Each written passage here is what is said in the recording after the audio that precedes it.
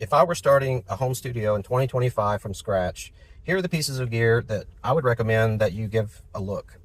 The pieces I'm recommending that you can get professional results with very little money considering. So apart from your computer itself, probably the DAW of choice I would use if I were starting over would be Reaper.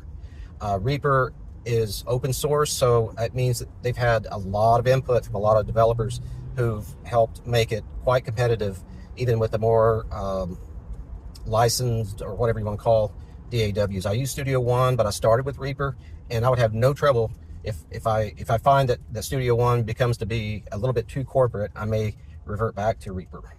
It can handle any project you will throw at it. Then I would choose, on my list, I would be looking for, and you don't have to buy all this at once. You can build your collection as you go, which is the smart way to do it, actually, because you can learn the gear as you buy it, and then you move to the next piece.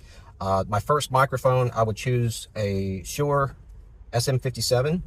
You can find those used anywhere from $60 to $75 for new. For used, and then it's going to be $100 for new. The SM57, you can look at so many videos. I've seen everything recorded with an SM57. Guitar amps, vocals, horns, drums, you name it. I've seen SM57 do the job. So that's be the first mic I would get. Secondly, I would get probably a Shure SM58 dynamic mic. And you're noticing probably that I'm choosing dynamic mics first. And again, the Shure SM58 can be had for the same amount of money as the SM57, used and new. But with the combination of an SM57 and a 58, you would cover a lot of ground with instruments and vocals. The reason why dynamics are a great home studio microphone is that they reject room noise.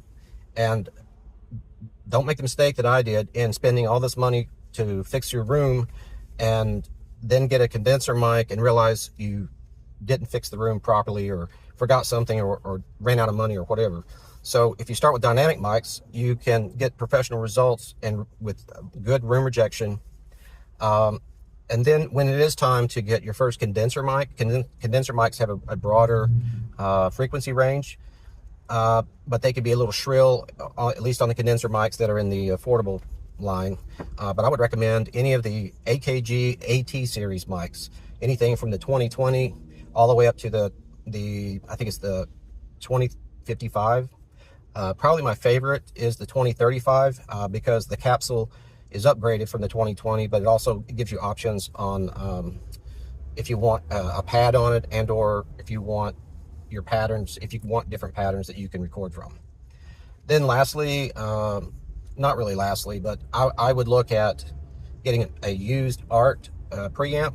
That will give you the extra gain you might need for softer applications, soft voices, or instruments that are hard to pick up. That'll give you the extra gain you need to record it at a proper level. The ART preamps can be found for $100 or less. Then that's used. And then just to sweeten things, if you can find an old Tascam mixer recorder, ones from the 80s and 90s, those have a really sweet sounding EQ section on them, and if you can use those as your preamp, and that will add some character and coloration to your sound.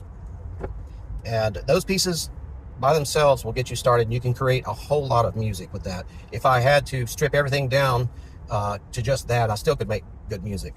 And then you do want to think about like your monitoring system. You may want to start off with a good pair of headphones. And because of hygiene and other undesirable reasons why you may not want to buy it used, I would expect to spend about $100. Probably the most expensive expense starting off will be your headphones, because you do need a good set of monitoring headphones. I found that the AKG, their basic headphone set, at least the professional ones, run around $100 new. If you're brave enough to want to get a used pair, I'm sure you can find them for a lot less. But these would be my starting pieces of gear if I was starting a studio in my home in 2025. One of the pieces I forgot to add to that list for your new studio is an interface. There's several good interfaces to be had. Again, I would try to get them on the used market. One of my favorites is this solid state interface. They have a second edition by now, I think it is. And it's a wonderful 2-input interface, and I find that the quality is really good. The latency is really very low latency. I've used it with laptops. I've used it with my main computer. It makes a great travel interface. Really, it's basic, but it gets the job done in a high quality state. So it also has the converters on it are very solid. So that would be a recommendation. My larger input interface is a PreSonus, and I've been using that for years. It's just a USB 8 input. I believe it goes up to 196K 24-bit. Honestly, I never use settings that high, but it's capable of it. And because it has built-in processors, I can use effects going in live, and that makes it a lot easier on the CPU running lots of inputs. Well, that's that. We'll talk about some more things to add to your growing collection in your studio.